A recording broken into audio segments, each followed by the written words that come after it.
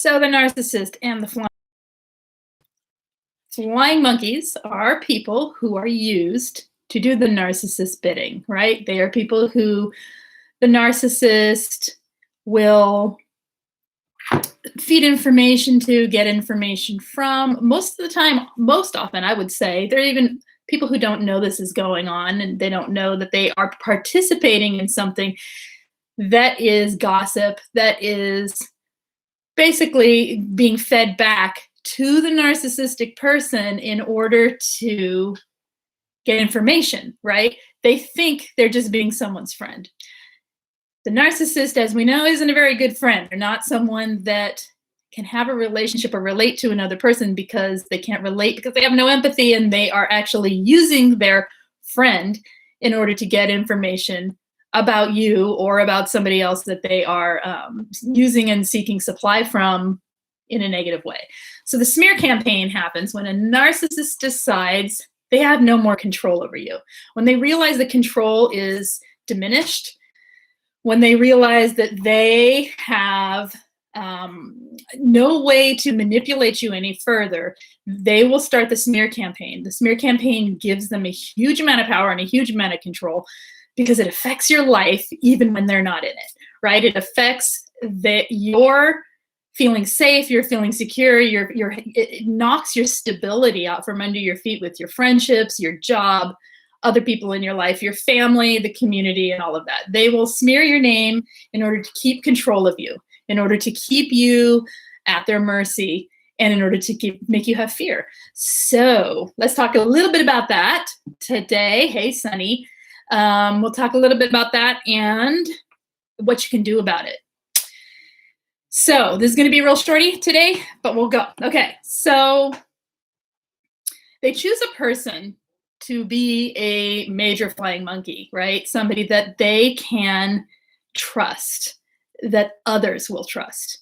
Does that make sense? They're not going to choose someone like themselves because they usually know people don't believe everything they say, right? They usually know that they're having to defend themselves and they're having to put on the charm and they're having to, or they're angry, aggressive people, and they know people will be like, yeah, but you're kind of that way, right? So they'll choose someone sweet and innocent.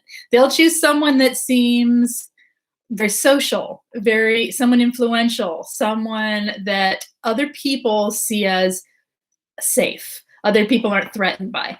They'll choose that person, they'll befriend that person, they'll start instilling trust in that person. In other words, they'll share commonality, they'll share experiences. Say they are, let's just make up a scenario of like a female narcissist going through a divorce. She may seek out a female friend who is also struggling in their relationship with her husband. She will relate and bond with that person through the common suffering that they're feeling, right? Through the common thing of a bad marriage. Then they will proceed to talk about, say, the husbands and the problems that they're having in the marriage. The other person, not being a narcissist, is probably feeling like they finally found someone they can vent to, they can discuss with, they can, like a friend, right? The narcissist is seeing it as if they have someone that believes them. They have someone that'll take their side, and they have someone they can use to throw into the ring as someone that will smear their husband. Does that make sense? Or their wife, whatever it is. So they choose a person, they choose pretty wisely often. They'll find someone that isn't so up in the influence part of the circle, but maybe just someone people trust. And they will befriend them, they will relate to them, and they will get that, they're grooming that person to believe that they're the victim, to believe that they're the ones who were wronged, blah, blah, blah, right? So then they start the gossip with that person. They maybe they really start talking about stuff that happened. Remember, you have to remember, number one thing when the narcissist is they live in a world of delusion. So the lies they tell are the truths they live, if this makes sense. They know they're lying, I think, some of them, but they are fabricating enough truth into it. They're blending enough truth into it. So say you fought a lot with your narcissist, say you were reactive to them, and they would say, well, she or he was crazy and they were always yelling and they were doing this. They wouldn't talk to me. They would give me the silent treatment. They used things to make themselves look innocent to this other person, right? So they're painting the picture of victimhood or being wronged often, in order to smear you later. So what they're doing is they're getting this person to believe that you're the abuser, or you're the toxic one, or you're an alcoholic, you're cheating, you're a drug addict, you're a thief, whatever it is they're saying about you. They're getting this person to believe it through the delusion that they live in the first place, right? So then they start the gossip with that person. They don't say, go tell someone, go tell their boss, go tell all their friends. They don't do that, because then that person would be like, okay, you're losing it, right? No, they say it so cunning, in such a way of like, oh, you're not going to believe what my ex did this time. You're not going to believe what he's doing with the kids. You're not going to believe what she, and so, right? So that other person is sitting there going, oh my gosh, I can't believe it. I thought I knew that person. They seemed so nice. All those years we were hanging out together and I never knew this was going on. I'm so glad you confided in me. So you see, they're building trust. That other person is trusting. That other person is being shown, quote, vulnerability, right? They're being shown the softness of this narcissist, the pain, the vulnerability, which is delusional, okay? Because they're the ones causing all of the problems, right? They're the ones, we know all the stuff they do, so we're not going to go into that today, but we're going to assume that we're dealing with this person as a narcissist, and this is how it works, okay? So once they have that person befriended and close in their close little circle, they start sending them out into the world. They've convinced this person that they're right? They convinced this person that their delusion, even though they don't call it their delusion, they call it their truth, is right, and that they are righteous in what they feel. And then, meanwhile, they're love bombing this person, right? Basically, they are grooming. And they send this influencer out into the community, out into the groups, oh, did you see so-and-so this weekend? Oh my gosh, I haven't seen them since the marriage, right? You see, it plants a seed. They plant a seed. Oh, you're gonna go camping with blah, blah, blah. Oh, wow, I haven't done that since I was married. Plants a seed. That person goes and says, oh, I really wish so-and-so could have been here. But they haven't been here since the marriage. Did you hear what's going on? Oh my gosh, I can't believe that he's that way, or I can't believe that she did those things. The person gossips, thinking that they're just talking, thinking that they're just, they know it's gossip, I'm sure, on some level, but you see, it works. It's like, think about it from our perspective. If we were telling someone about the narcissist, it can sound like gossip, right? If we're telling someone, oh my gosh, did you know so-and-so's husband is a narcissist? Especially if you're telling someone that knows about this stuff, right? You're kind of gossiping, right? But you're also trying to support your friend and saying, they may need some extra support right now. That's where I'd be coming from anyway. I'd be like, hey, they're going through something which was an abusive relationship and they think they may need some extra support right now. And then I drop it. But a flying monkey has been groomed with all this drama and all this, like, so much stuff, right? They go out and they share the information. That information is taken from that little pod of few friends that are out doing something, and then trickles out into your social world, into your entire social circle, into your church circle, into your work circle, wherever the heck they are smearing you. The narcissist is smearing you. This is like a smear by proxy, right? They're taking someone, they're using them, sending them out, and infecting everybody else with a bunch of lies.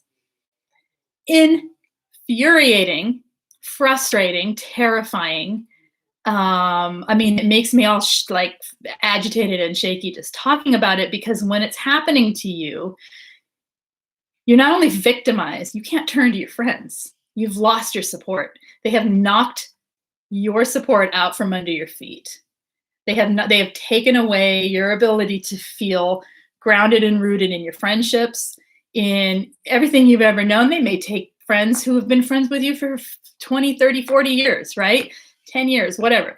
It's not strangers that are believing this stuff. They're getting into people's deep social circles and infiltrating with lies through the smear campaign, through using flying monkeys. So what do you do?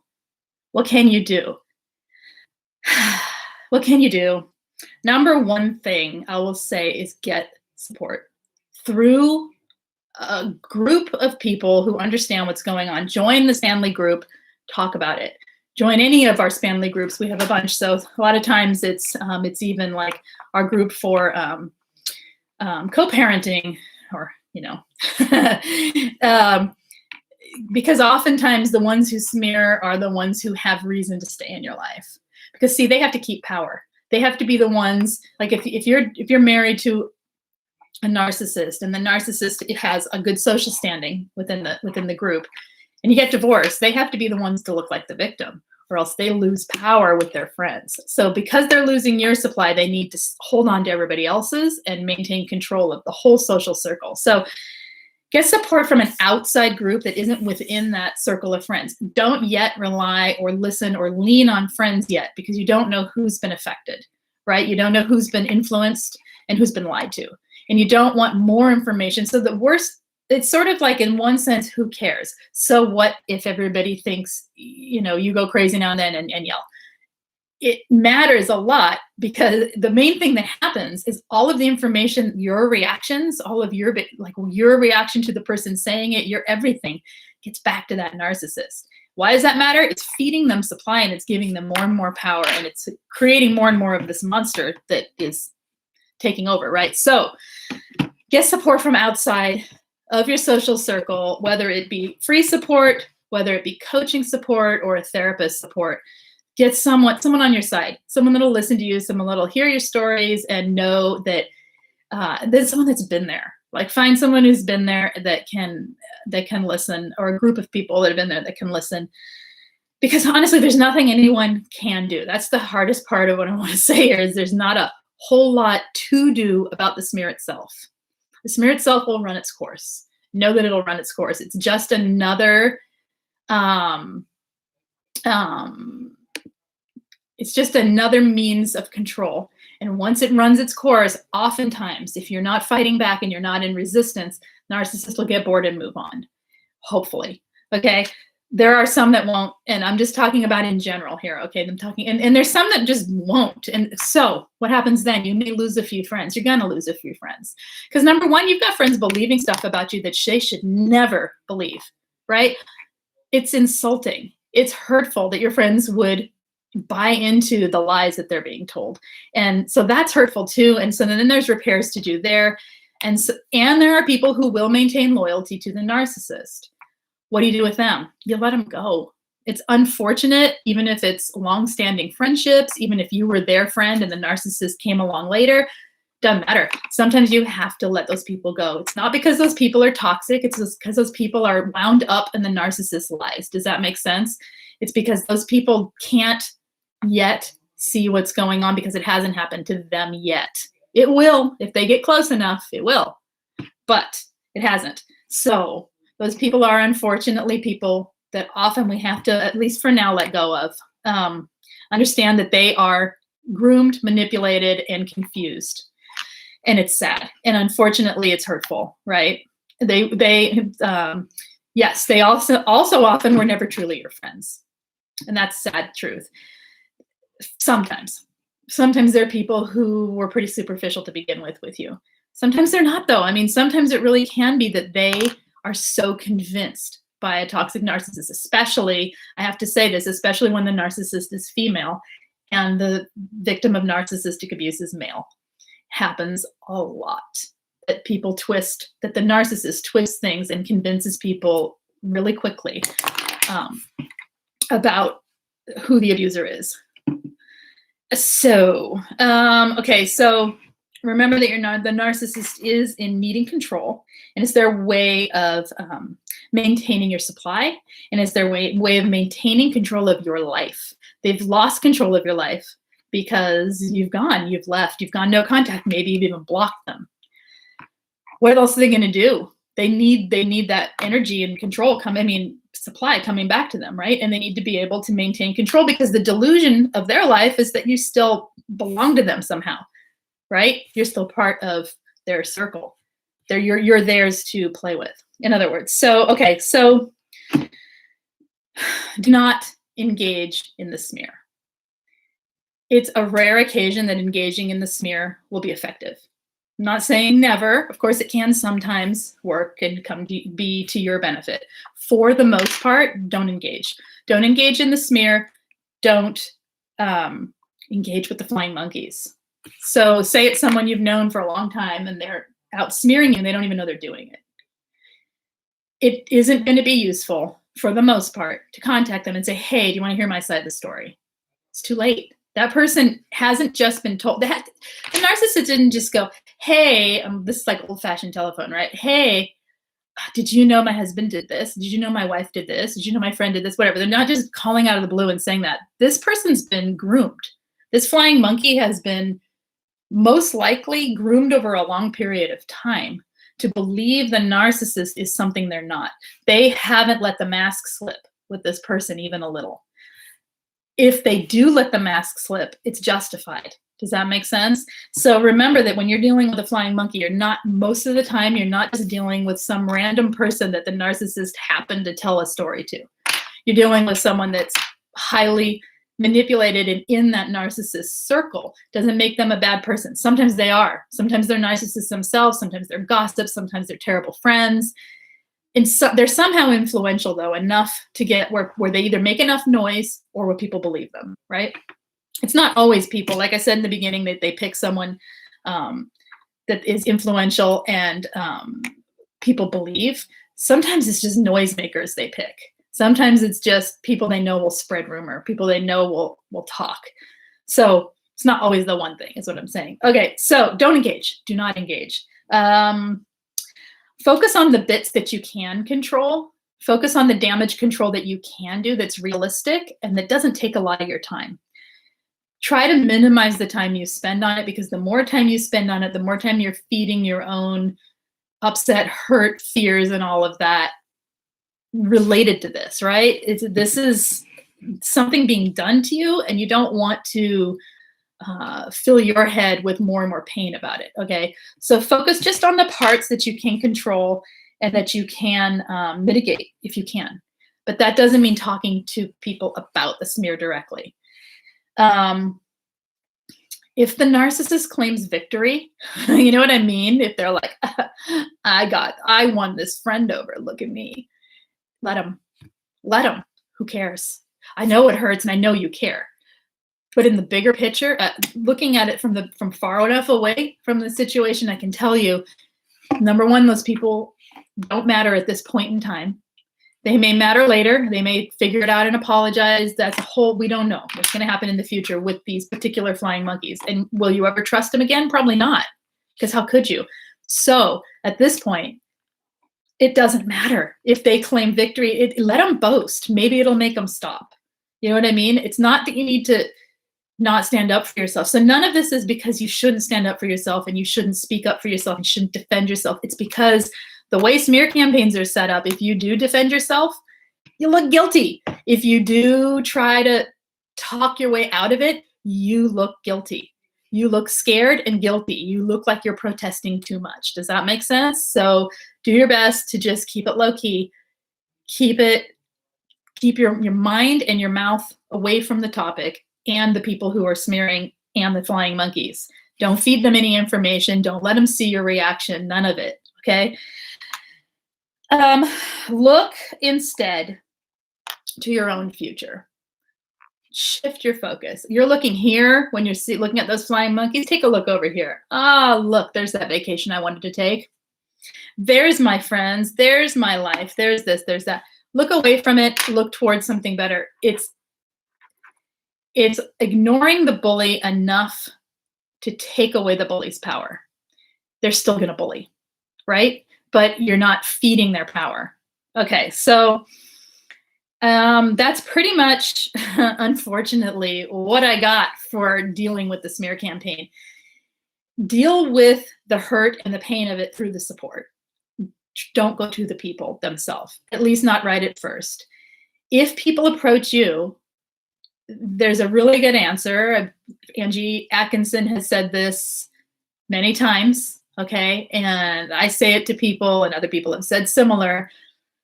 I like Angie's quote the best. If you know me, you know the truth.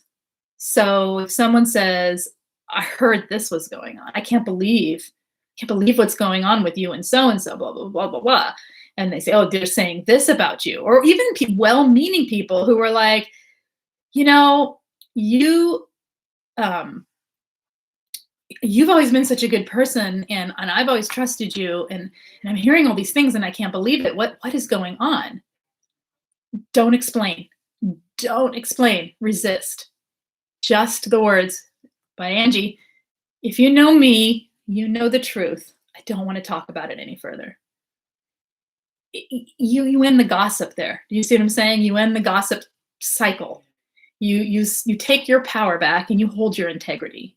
Holding the higher ground here keeps your integrity in place. The more you react, the more you look to others hysterical, crazy, like an abuser, like an angry victim. You don't look, see, because to them, someone's just speaking their truth and you're denying it to the flying monkeys, to the rest of the world.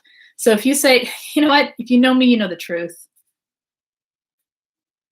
You want to talk about something else, or are we done here today?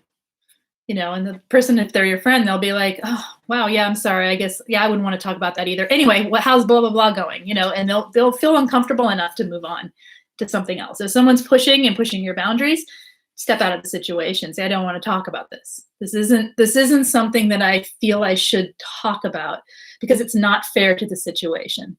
What you're saying is it's not fair to me, because that's the truth. But if you say it's not fair to the situation, you look more neutral. Does that make sense? You don't look like you're trying to attack the narcissist. When you look like you're trying to attack your ex, you start looking like the thing they're accusing you of. Does that make sense? So unfortunately, this is something that makes us have to have a lot of self-control, a lot of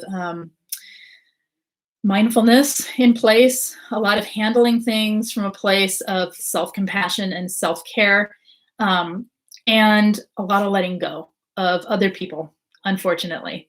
So that's what I got for today for the flying monkeys and the smear campaign. And if you are going through this, I am so sorry, because it's insult to injury after being with a narcissist for however long you've been with one. It is insult to injury to have to deal with this attacks coming from the outside, from your friends and family. It's horrible. So I'm really sorry if you're going through this. Keep your head up, keep your chin up, right? Know that you're not alone. This is part of the narcissist's manipulation and how they manipulate groups of people. Remember, narcissists are not just abusing you. They are toxic to anyone they come in contact with. They're being toxic to the person that they're making the flying monkey, because they have now made them a tool of destruction to somebody else's life. And that person didn't intend to do that often, okay? Sometimes they do. I'm talking about the innocent flying monkeys, the ones that are your friends and family, and you go, oh my gosh, I can't believe they said that. I can't believe they believe the narcissist. I can't believe it, you know. Believe it. Believe it. They've been groomed. They've been manipulated. They are now a tool of destruction in your life, and it's unfortunate. So I'm sorry if you're going through that. Let me just read through this real quick. I don't have a whole lot of time left. I have to go start a group. So I'm just going to say, if you are in need of any help, any coaching, any group coaching, check out the main description of every video. There's info there. I'll be back later on with more videos. I'm going to try and do more lives. Hopefully I'll get on some lives with Angie here real soon as well. And I think that's it. That's it. Thumbs up if you liked it. Hit subscribe. Let's keep it going and keep getting the information out there to people. So share if you think this is useful to someone else. All right. I will see you guys very, very soon. Take care. Bye-bye.